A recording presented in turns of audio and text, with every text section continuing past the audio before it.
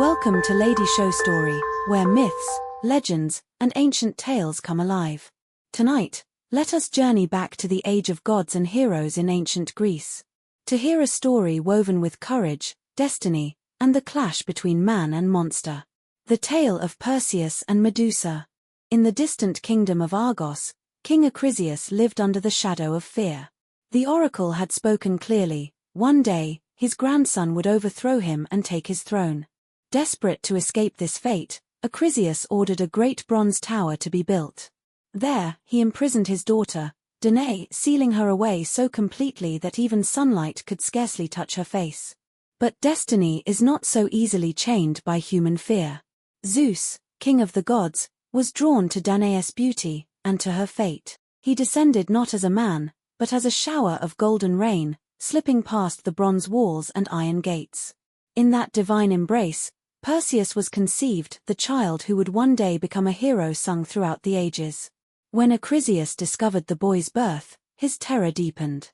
He dared not kill the child outright, for fear of angering the gods. Instead, he showed his cruelty in another way.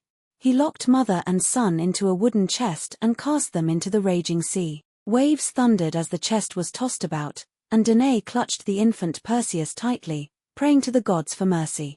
At last, the currents carried them safely to the island of Seriphos, where a kind-hearted fisherman named Dictys found them. He lifted them from the waters, offered them shelter, and from that day on, raised Perseus as his own. Years passed, and Perseus grew into a tall, broad-shouldered youth. His eyes shone with determination, his strength matched by a heart of honesty and courage. But not all on Seriphos were kind. Its ruler, King Polydectes, cast a lustful eye upon Danae. Time and again, he pressed her to marry him, but she refused. Perseus, angered by the king's persistence, stepped forward in defiance and vowed that he would never allow his mother to be forced into such a union. Polydectes, humiliated, devised a cruel scheme. He announced a grand banquet, demanding that every guest bring a precious gift. The nobles brought treasures of gold and silver, but the young Perseus had nothing to offer. Seizing the chance, the king mocked him before all, and with a sly, cold smile declared, "If you are truly a man, then bring me the head of Medusa, the Gorgon." The words fell like a death sentence. For none who had faced Medusa's gaze had ever returned alive.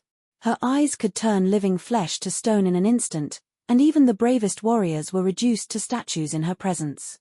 Yet Perseus accepted the challenge not for pride, nor for glory, but to defend his mother's honor. Long ago, Medusa had been a maiden of surpassing beauty, but for desecrating the sacred temple of Athena, she was cursed. Her hair transformed into writhing serpents, her once lovely eyes imbued with a power of terror, able to petrify any who dared look upon her. When Perseus set out upon his quest, his heart was not without fear. But the gods did not abandon him. Athena, goddess of wisdom, appeared before him, placing in his hands a polished shield that shone like a mirror. "Look not at her directly," she warned. "Watch only her reflection." Hermes, swift-footed messenger of the gods, gave him a blade sharp enough to cleave through stone. From Hades, lord of the underworld, came a helm of darkness that could render its wearer invisible. And at last, a divine satchel was gifted to him, strong enough to contain the head of the monster itself. Armed with these sacred gifts, Perseus journeyed on. He crossed rugged mountains, endless wastelands, and stormy seas.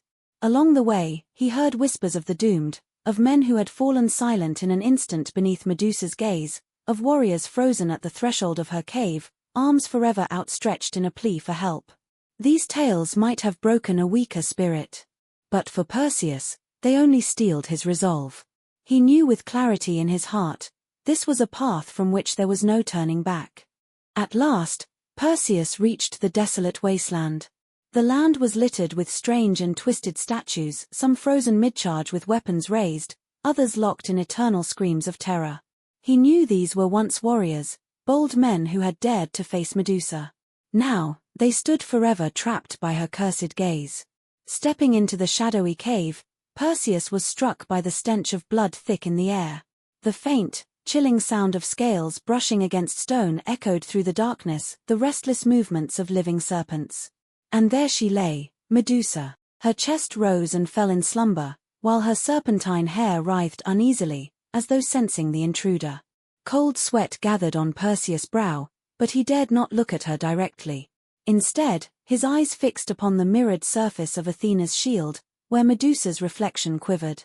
He held his breath. His steps were as light as feathers, carrying him closer and closer until only a single stride remained between him and the monster. Suddenly, the serpents hissed violently, awakening in a frenzy. The cave filled with a dreadful sound, sharp and piercing. In that instant, Perseus summoned all his strength, raising Hermes' gleaming blade. With a cry, he struck downward. The blade flashed like lightning, blood splattered across the cavern floor. Medusa's head fell, her eyes still glowing with a dreadful, unearthly power. And from her severed neck burst forth wonders, a majestic winged horse, pure white as snow, Pegasus. Beside him rose a mighty giant, Chryse, armed with weapons of gold. With a beat of their wings, they soared into the skies, vanishing into the heavens. Perseus wasted no time. Swiftly, he placed the head into the divine satchel, then pulled Hades' helmet over his brow, vanishing from sight. Behind him, Medusa's sisters screamed in fury, their cries shaking the cavern walls, but Perseus was already gone, carried by the winds of destiny. On his journey home, new trials awaited. As he flew over the coast of Ethiopia, a haunting sight caught his eye. A maiden, radiant and sorrowful, was chained to the rocks by the sea. She was Andromeda, condemned as a sacrifice. Her mother had once boasted that her daughter's beauty surpassed even the sea nymphs, and in anger, Poseidon had sent a monster to punish them. The waves crashed violently as the beast surged from the depths, jaws gaping, eyes blazing. Andromeda closed her eyes, resigned to despair. But Perseus descended from the skies like a storm. In one swift motion, he drew forth Medusa's head from the satchel. The monster roared in defiance only to be silenced forever, its massive body hardening into stone, crashing into the waves and sinking to the sea floor. Andromeda was saved, her eyes filled with tears of gratitude as she looked upon her rescuer. At last, Perseus returned to Seriphos. As he stepped onto the shore, he found that Polydectes still tormented his mother. The king, smug and arrogant, believed Perseus had perished in his impossible quest. Laughing, he mocked the young hero's defiance.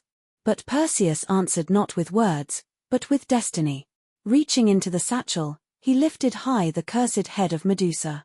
The king and all his companions turned to stone in an instant, their faces forever twisted in terror. Silence fell. Then, slowly, the people of Seriphos raised their voices in joy. At last, they were free.